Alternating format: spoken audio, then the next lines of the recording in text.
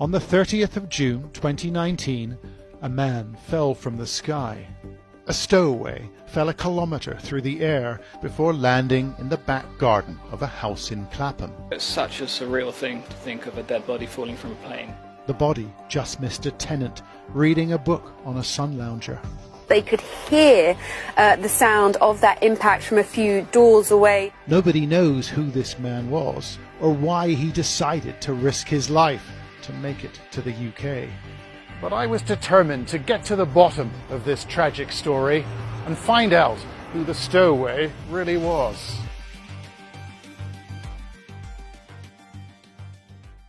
Police are investigating the death of a suspected stowaway who fell from a plane's landing gear as it approached Heathrow Airport. About the man, no, we know neither his name nor where he came from.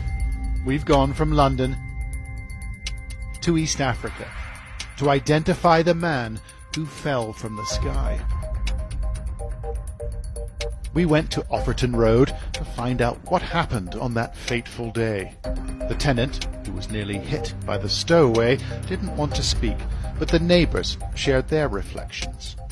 First, it was just strange, it's such a surreal thing to think of a dead body falling from a plane. People were quite concerned about the fact that this poor man had actually done something quite as dangerous as this.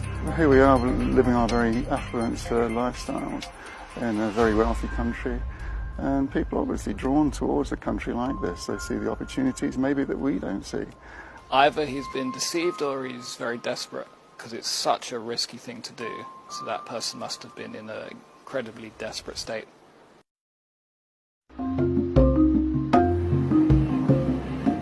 With money and the proper papers, you can fly from Nairobi to London at 9:30 every morning.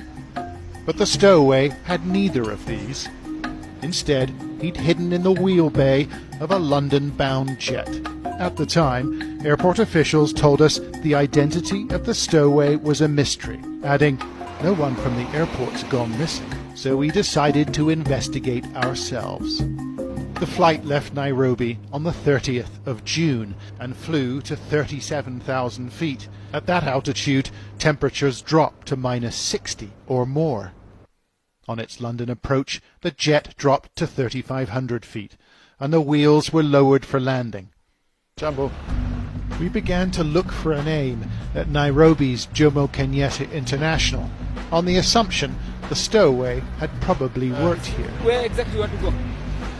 We tried exporters and agents who send fruit and flowers to the UK. We're not getting anywhere here. It took a couple of days, but we finally got a break. We got a tip from a taxi driver called Kamal. He told us a cleaner from a company called Colnet had gone missing at the end of June. He picked the information up from a couple of airport employees. Companies like Colnet supply hundreds of cleaners at the airport. They also provide a bus service in the morning, but the perks end there for airport workers. Cleaners working for Colnet earn around £2 a day, and there's no job security. It seems some employees need additional support. One worker preached from the Bible at the front of the Colnet bus. We started speaking to people that work for Colnet and found a woman called Irene. She asked us to protect her identity.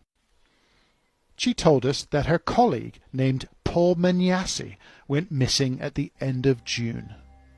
We were at work in the morning, so he suddenly disappeared. Nobody knows where he went. I called his phone, it was off. The following day, the supervisor called us and told us there's somebody missing, but we are not sure of the person. So we keep it a secret until we know the person. It turns out that Irene and Paul were in a relationship. They'd been together for 2 years and were planning on starting a family. I just feel like I've lost someone I loved so much. She showed us some pictures of Paul and told us a bit more about him. He was 29 years old and lived in a slum close to the airport. It's better known as Makuru Kwajenga. It's the only place most airport workers can afford. Paul Manyasi lived here because it's close to the airport and it's relatively cheap. It's also huge, more than 500,000 people living in a couple of square miles, and it won't be easy to find his room. He lived with a fellow cleaner called Patrick, and we spent several days trying to find him in this overcrowded, mud-strewn spot. We found Patrick's room in a rectangular shack, but no one answered the door. His neighbour said he'd moved out a few weeks ago.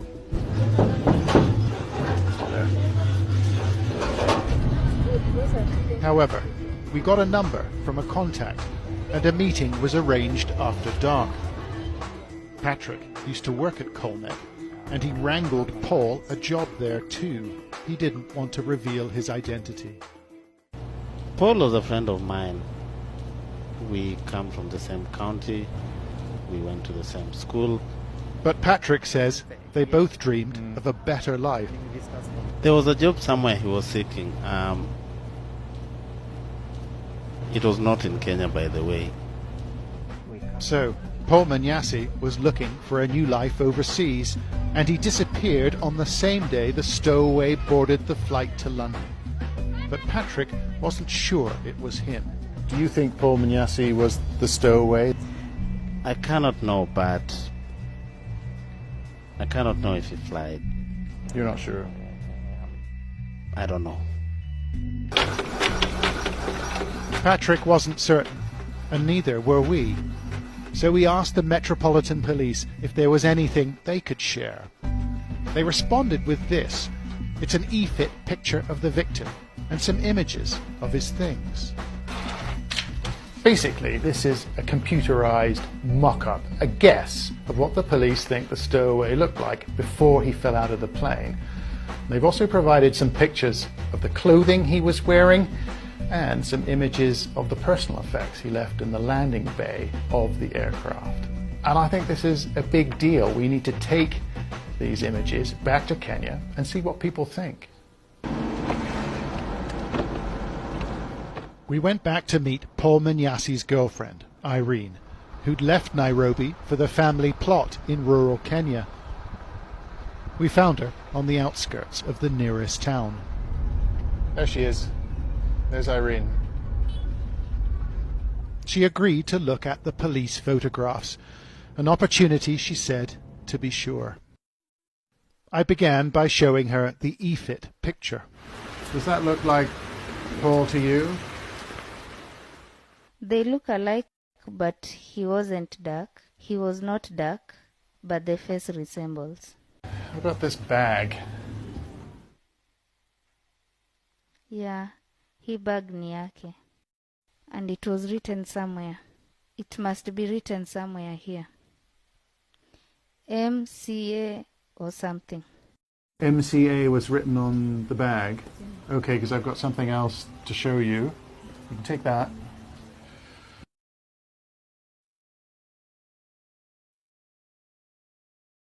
Yeah. MCA somewhere. That's his bag. Yeah. Okay. What does it stand for? Member of County Assembly. Member of County Assembly. Yeah. Why would he have that on his bag? He liked to be called that name, like a nickname. That was his nickname, MCA. Okay. Member of County Assembly. It's a bit like calling yourself MP or Honourable. Do you think Paul Manyasi is the stowaway? Yeah. You do? According to these pictures. You're sure, are you? Yeah.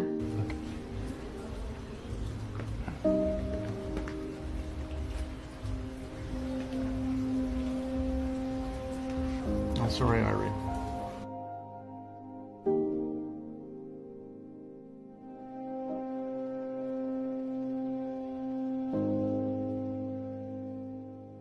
Irene doesn't understand it. Maybe Paul acted on impulse, she says. Yet Paul Manyasi's fate was sealed when he lodged himself underneath a long-haul Boeing 787. We spoke to aviation expert Guy Leach in the wheel bay of a Boeing 747. You can imagine a stowaway could get up through the gear legs, get into that crack that would be about this high there, and climb along the spar, the lower spar, and stand in that corner there. And he'd probably think to himself, made it, I'm safe, okay, I've done it, okay. And then, of course, the aircraft takes off, and the noise from the engines, it must be absolutely terrifying. Terrifying, but not unprecedented. A small number have hidden themselves on aircraft destined for Britain, but over the past 15 years, only 2 are thought to have survived. It's something of a miracle, says Leach. 33,000 feet would be an initial cruising altitude. Life is not sustainable without oxygen at that level. And in fact, at that level, your body is actually pumping its oxygen back out into the air. So even if you manage to somehow breathe, you've got to survive the cold. And this is a cold, far colder than any cold storage. This is 10 hours of being absolutely deep frozen. There was one more stop we had to make in an impoverished region in western Kenya. We wanted to meet Paul Manyasi's parents, but we were worried. What if the cleaning company or the police hadn't told them about their son? Asante.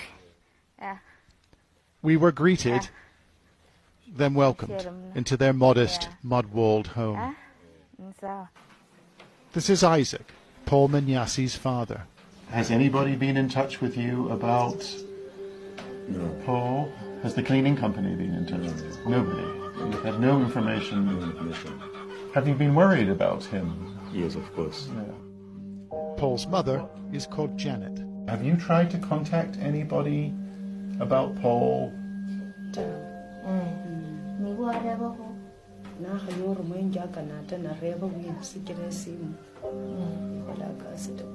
A picture, it is an approximation. We showed them the photos from the Met Police, and we asked if they recognized any of the stowaway's things. He used to have it. He used to have this one. He used to have that? Yes. Yes. This one. Okay. He used to have this one. You recognize that, do you? This one. That's this one. Okay. The shoes. Okay. The bag, the shoes, a pair of underwear. Those were Paul's, they said. It was clear their son had fallen from the airliner. I'm so sorry to come here to tell you this, but we felt that you should know. So I apologize. I'm very sorry for your loss. What would you like to happen now?